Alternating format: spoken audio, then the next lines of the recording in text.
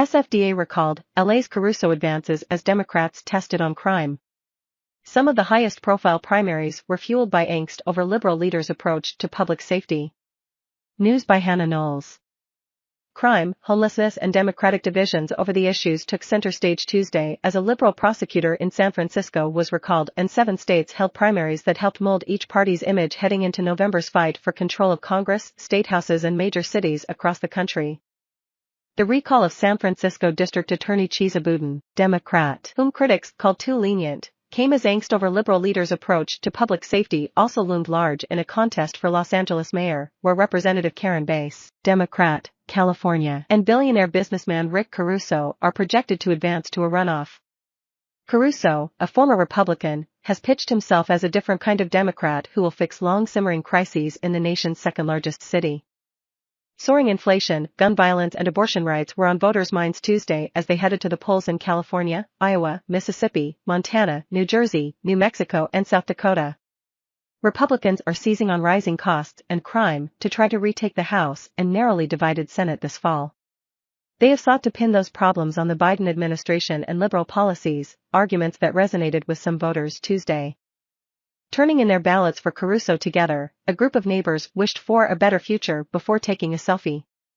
One woman said crime was her biggest concern. Her husband's brother had been robbed at gunpoint the day before in Burbank. Surrounded by supporters at a bar Tuesday night, Boudin said the recall campaign exploited an environment in which people are appropriately upset.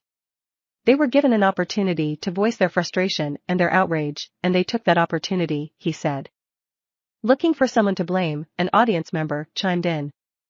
Democrats are bracing for an uphill battle this fall amid low approval ratings for President Biden and political headwinds that the president's party has historically faced in first midterms.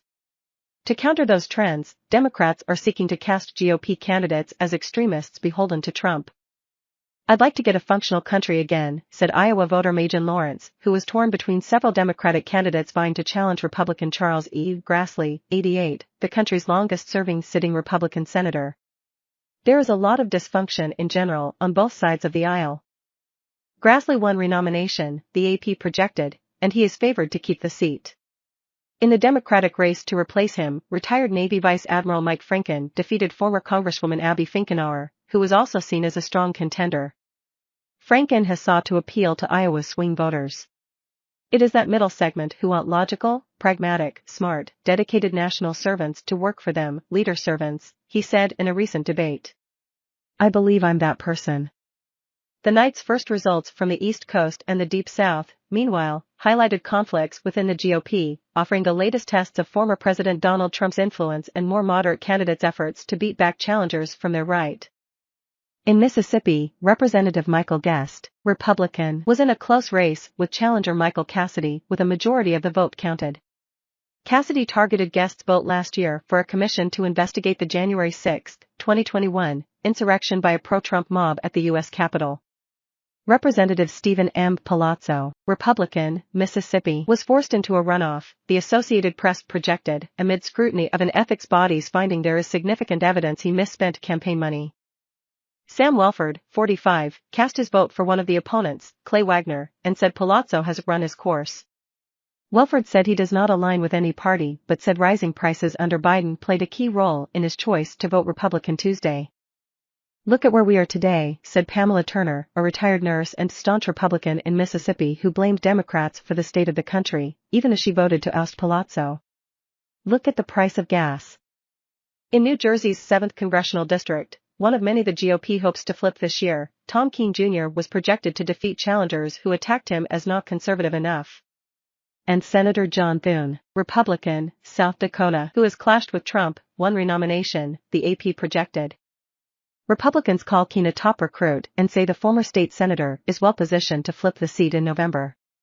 The son of a former governor and grandson of a former congressman, Keene finished just over a percentage point behind incumbent Representative Tom Malinowski, Democrat, in 2020 and will face Malinowski again this fall under more favorable conditions for Republicans nationwide.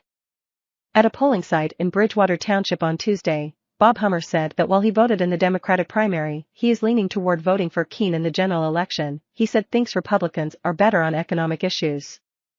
In California, Democrats offered voters different tacks and tones on public safety, underscoring how the issue has rankled voters even in liberal strongholds. In 2019, voters embraced Biden's pitch for a less punitive justice system that looks to rehabilitate offenders. Drawing on his public defender experience and personal story, his parents went to prison when he was a child. Biden triumphed over an interim district attorney backed by the Democratic establishment. The district attorney's supporters say he has become an easy scapegoat for a systemic and nationwide problem. Crime rose in many large cities during the coronavirus pandemic. There is a very long tradition from the right of using these issues as a wedge, using these issues as a weapon, with no actual interest in the solutions that have been proven to reduce crime, said Julie Edwards, a spokesperson for the anti-recall effort, in an interview. But recently, leaders like Biden have been on the defensive, as Republicans highlight some activists' push to defund the police and as Democrats including Biden try to recalibrate their party's image.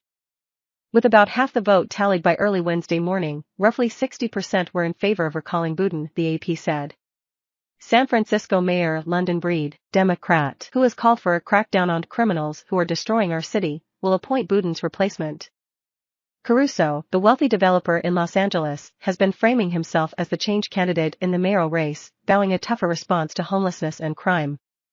He has poured his own fortune into the campaign, spending tens of millions of dollars.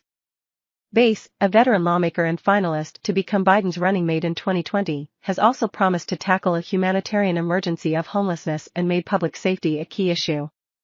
But she emphasizes social services to prevent crime and says not all neighborhoods want police to be more visible. Early Wednesday morning, with most votes yet to be counted, Bass and Caruso were in a tight race.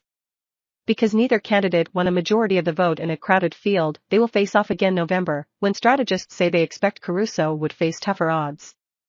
To some voters, the choice was anyone but Caruso. I think he's a little too polished for my taste, said Daniel Sackler, 57, even as he agreed with some of Caruso's proposals on crime. Billionaires are not to be trusted for the most part. Jennifer Dustin, 46, said she has considered moving her family from Los Angeles because of concerns about crime, but still, she voted for Bass. They are all going to say the same stuff, Jake Kuxaruk, 33, said. If it translates to action is the real question. Also in California, Representative Young Kim, Republican, who flipped her seat in 2020, was facing not only Democrat Asif Mahmood but also GOP rivals including Greg Raffs, a city council member and retired fighter pilot. A super PAC aligned with House Minority Leader Kevin McCarthy, Republican, California, has funded ads against Raffs as Kim tries to ensure she advances in California's unusual primary system. The two candidates with the most votes proceed to the general election regardless of party. California Representative David G. Vallado, Republican, was seeking re-election as his opponent, Chris Matthews, attacked his vote last year to impeach Trump for his conduct leading up to the storming of the Capitol last year. Trump hasn't endorsed a challenger, despite pouring massive political capital into other critics' races, underscoring many Republicans' belief that Vallado is their best bet at retaining a blue-leaning district.